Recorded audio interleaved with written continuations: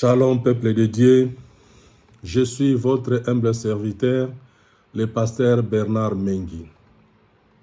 Dieu m'a mis à cœur une pensée pour pouvoir partager avec vous.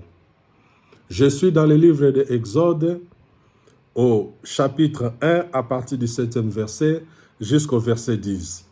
Je lis au nom de Jésus-Christ. La Bible dit ceci: les enfants d'Israël firent féconds et multiplièrent et s'accrurent et devinrent de plus en plus puissants. Et le pays en fut rempli.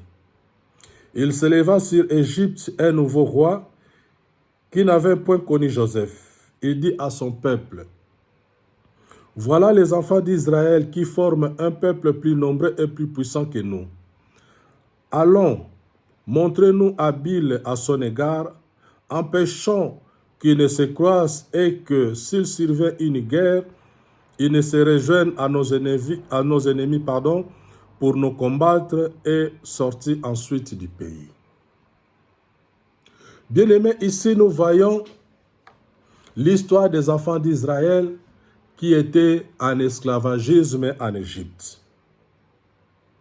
La Bible dit ceci: après la mort de Joseph, Joseph qui était élevé en Égypte, Joseph qui était devenu puissant, deuxième personnalité après Pharaon, c'est grâce à lui il y avait des provisions en Égypte.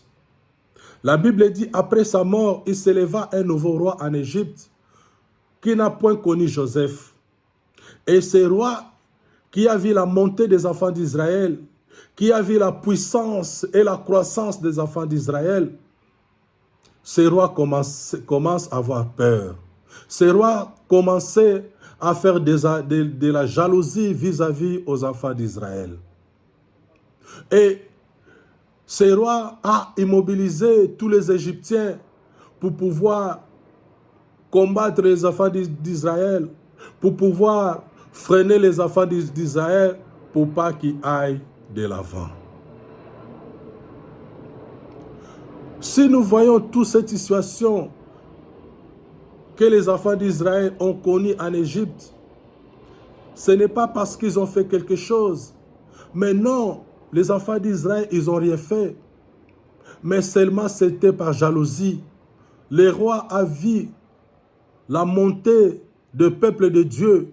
Il a vu la puissance du peuple de Dieu. Le roi commençait à avoir peur.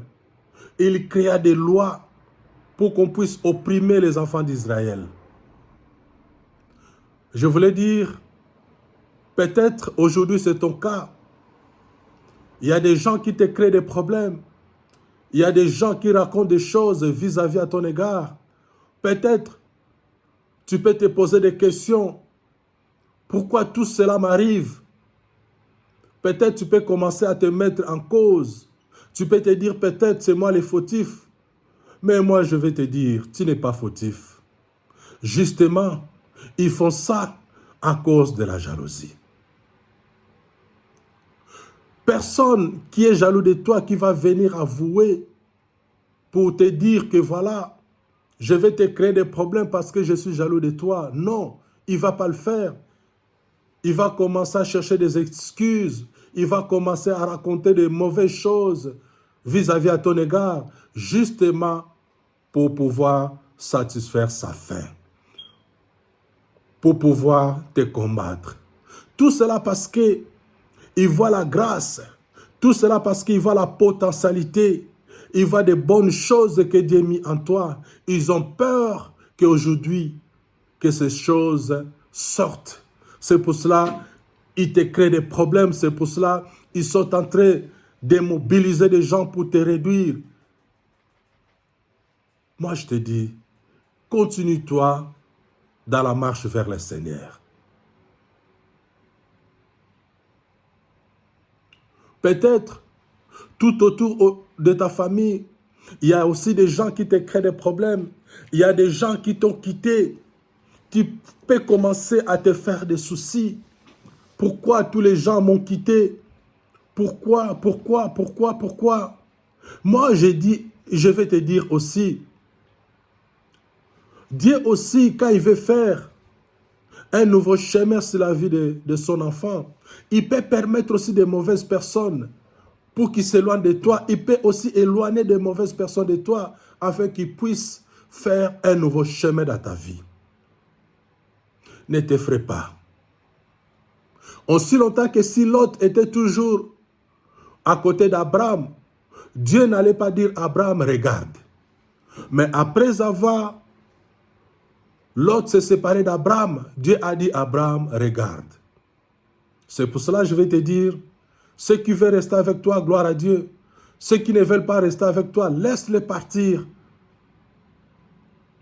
Il y a certaines personnes, pour que Dieu fasse de bonnes choses, il faut qu'ils s'éloignent de toi. Aussi longtemps ils sont à côté de toi, il n'y a rien qui va marcher.